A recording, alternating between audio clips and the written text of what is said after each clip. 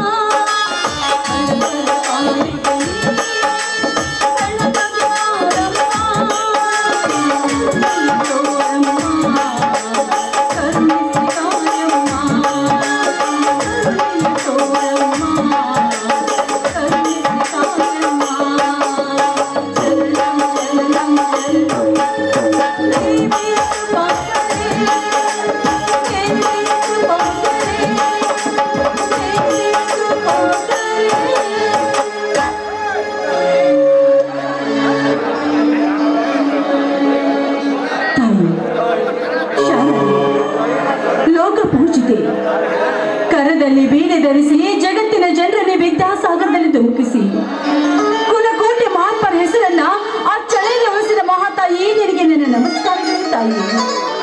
ಆದಷ್ಟು ಬೇಗ ನಮ್ಮ ಅಣ್ಣನಿಗೆ ಒಂದು ಒಳ್ಳೆಯ ನೌಕರಿಯನ್ನು ದಯಪಾಲಿಸು ಅಂತ ನಾನು ನಿನ್ನಲ್ಲಿ ಶರಣೆ ಬೇಡ್ಕೊತಾ ಇದ್ದೀನಿ ಅಮ್ಮ.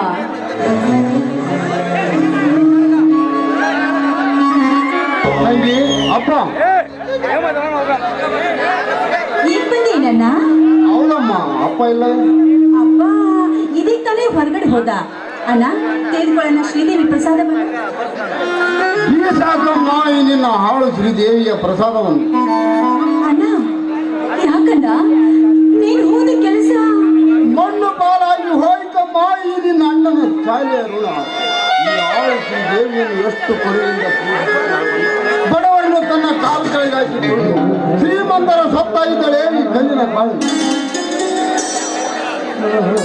ಹೋಗಿ ಬಿಡಣ್ಣ, ದೇವರಿಗೆ ಹಾಗೆಲ್ಲ ನಿಂದಿಸಿ ಮಾತನಾಡಬಾರ್ದು. ಕೊನೆಗೊಂಬೆ ಆದ್ರೂ ಕಣ್ತೆರೆದು ನೋಡಿ ನೋಡ್ತಾಳೆ ಈ ತಾಯಿ.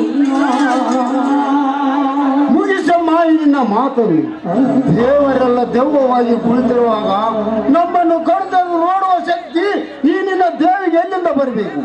ವಿದ್ಯೆಯು ಸಂಪೂರ್ಣ ಮುಗಿಸಿ ಎಲ್ಲ ಪರೀಕ್ಷೆಯಲ್ಲಿ ಮೊದಲ ಸ್ಥಾನ ಪಡೆದು ಭಕ್ತಿಗೆ ನಿಂತರ ಗುರುತಿಲ್ಲದ ಈ ಬಡವರನ್ನು ಬೀಸಾಗಿ ಹಣದ ಜನಕಾರದಿಂದ ಶ್ರೀಮಂತ ಕುಂದಿಗಳು ಗೌರವದ ಶಿಖರವನ್ನು ಏರಿ ತಮ್ಮ ಸುಖದಾಶೆಯನ್ನು ಪಡೆದುಕೊಳ್ಳಲು ಕಣ್ಣನ್ನು ನೋಡಲಿಲ್ಲವೇ ಈಗಿನ ಆಳುತ್ತಿದ್ದೇವೆ.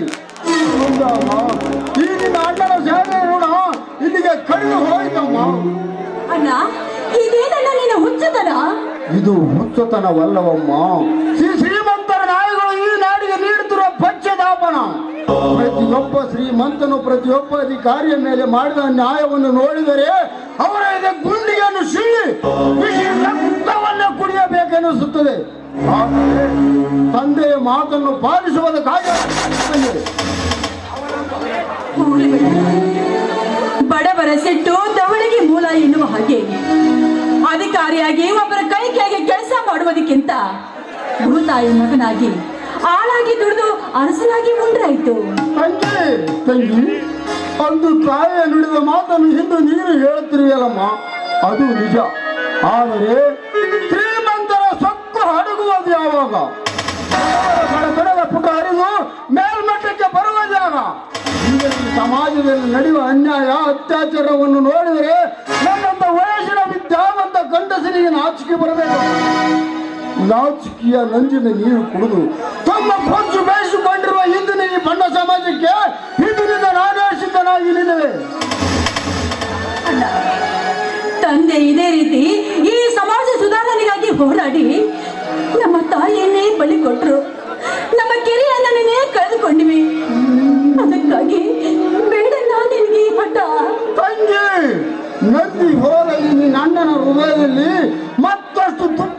ಒತ್ತಿಸಬೇಡ ಆ ನಿನ್ನ ನಿಯಮ ಬೆಂಕಿಯನ್ನು ಕಳೆದು ಹೋದ ನನ್ನ ಹೆತ್ತವ ಹಾಗೂ ನನ್ನ ತಮ್ಮನ ಸೇಡಿದ ಕಿಡಿಗಾದರೂ ನಾನು ಸರ್ಪವಾಗಿ ನಿಲ್ಲಲೇಬೇಕು.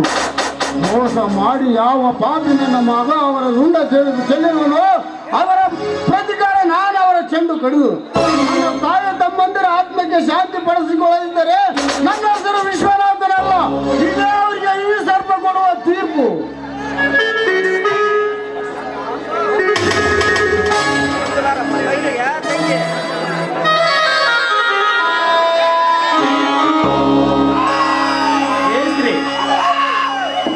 ಬಾರಪ್ಪ, ಏನಿದು ನಿನ್ನ ಮೈ ಕೈಗಳಲ್ಲಿ ರಕ್ತ? ನನ್ನ ರಕ್ತ ಇರ್ಲಿ ಬಿಡೋ, ಮೊದಲು ನೀನು ಹೋದ ಕೆಲಸವೇನಾಯ್ತು ಹೇಳು. ನನ್ನ ಕೆಲಸ ಹಾಗೆ ಹೋಗಲು ಬಿಡಪ್ಪ, ಮೊದಲು ನಿನ್ನ ರಕ್ತದ ಅವಸ್ಥೆ ಹೇಳು. ಆಗುವುದೆಲ್ಲ ಹಾಗೆ ಹೋಗಿದೆ ಬಿಡಪ್ಪ, ಮತ್ತೇಕೆ ಆ ಬೆಂಕಿಯನ್ನು ಪದರಿನಲ್ಲಿ ಕಟ್ಟಿಕೊಳ್ಳೋಣ. ಬೆಂಕಿ ಅಂದರೆ ಯಮಕಿಂಕರನನ್ನು ಹೇಳಬೇಡಪ್ಪ. ನಿನ್ನ ಮೇಲೆ ಕೈ ಮಾಡುವ ಧೈರ್ಯ ಯಾವ ಪುಂಡರಿಗೆ ಈ ನಮ್ಮ ನಾಡಿನಲ್ಲಿ? ಇಂಥ ಗಂಡುಗಲಿಯ ಹೊಟ್ಟೆಯಲ್ಲಿ ಹುಟ್ಟಿದ ಪ್ರಚಂಡ ಹುಲಿ ಆ ಬೆಂಕಿಯನ್ನು ಕ್ಷಣದಲ್ಲಿ ನಂದಿಸುತ್ತಾನೆ ಹೇಳಪ್ಪ. ಯಾರಿಂದ ಈ ಸ್ಥಿತಿ ಆಯ್ತು? ಏನಿದೆ ವಿಶ್ವ, ಆ ಧರ್ಮೇಂದ್ರನ ಆಳು ಮಕ್ಕಳೆಲ್ಲ ನಮ್ಮ ಜೋಳದ ಹೊಲವನ್ನು ಮೇಯಿಸಿಬಿಟ್ಟಿದ್ದಾರೆ. ಈ ರೀತಿ ಮಾಡಿದ್ದು ಹೇಗೆಂದು ಅವರನ್ನು ಕೇಳಿದರೆ ನಮ್ಮ ದಡಿಯೇ ಮೇಯಿಸಿದ್ದಾನೆಂದು ಹೇಳಿ ನನ್ನನ್ನೇ ಹೊಡೆದು ಕಳಿಸಿದಾರಪ್ಪ. ಏನು ಹೇಳ್ತಾ ಇದ್ದೀಯಪ್ಪ ನೀನು? ತುತ್ತು ಕೂಳಿನ ಆಸೆಗಾಗಿ ನಾಯಿ ಅಂತ ಅವನ ಮನೆ ಬಾಗಿಲ ಕಾಯುವ ಕುಂಡಿಗಳು ಕೈ ಮಾಡಿದ್ದಾರೆ.